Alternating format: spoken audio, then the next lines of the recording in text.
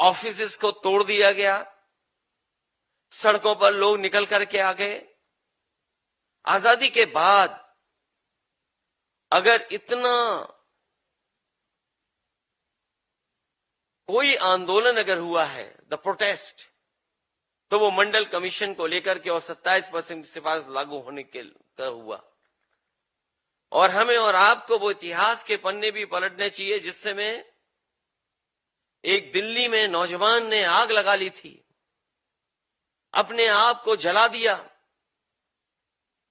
और जलाने के बाद ये कहा कि इसके बाद उनका कोई भविष्य नहीं है, फ्यूचर नहीं है।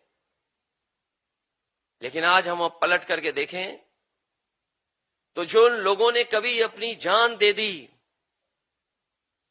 आज 10% EWS आरक्षण को भी मांगने में सबसे आगे थे। तो कभी जो लोग हमें और आपको हिस्सा देने के लिए अपने आप को खत्म कर रहे थे, उस समय के प्रधानमंत्री जिन्होंने इस जिम्मेदारी निभाई, उनको न जाने किन किन बातों से कहा गया, क्या क्या उस समय के लीडर्स को कहा गया। वही लोग आज EWS के बहाने 10% का आरक्षण ले रहे हैं। लेकिन हमने और आप में से किसी का विरोध नहीं किया, और इसलिए नहीं विरोध किया क्योंकि हम जानते हैं कि हजारों साल से जो चीजें हमें मिलनी चाहिए थी वो नहीं मिली थी, वो किसी ने दी थी। तो उस समय के लीडर्स और उस समय के प्रधानमंत्री वीपी सिंह जी, मैं यहाँ के ऑनरेबल मुख्यमंत्री स्टैलिन जी का बहुत धन्यवाद दूंगा कि एक प्रेस्टिजियस कॉलेज में उनकी एक स्टैच्यू का अनवेल किया है। न वो केवल हम लोगों को हिम्मत देती है, आपके इस फैसले ने न केवल हम लोगों को हिम्मत दी है, बल्कि आने वाली पीढ़ी को भी ये हिम्मत देने का काम करेंगे।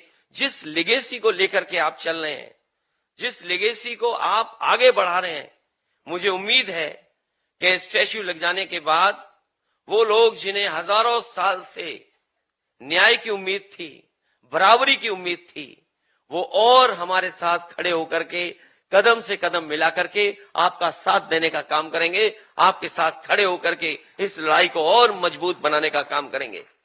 अभी यहीं खत्म नहीं हुआ सिलसिला, कास्ट सेंसस है। कास्ट सेंसस के साथ साथ हमें कैसे बराबर खड़ा किया जाए, और जो दिल्ली की सरकारें हैं जिन्होंने हमें और आपको कभी अधिकार नहीं दिया, वो अब प्राइवेटाइजेशन की तरफ जा रहे हैं। और अगर प्राइवेटाइजेशन की तरफ जाएंगे तो सोचिए, जिस लेगेसी को हम लेकर के जा रहे हैं, जिन लोगों को हम लोगों ने हक और सम्मान दिलाया है, अगर ये चीजें प्राइवेट हाथ में चली जाएंगी तो शायद हमारा वो सपना अधूरा रह जाएगा। हमारी आपकी लड़ाई अभी खत्म नहीं हुई है।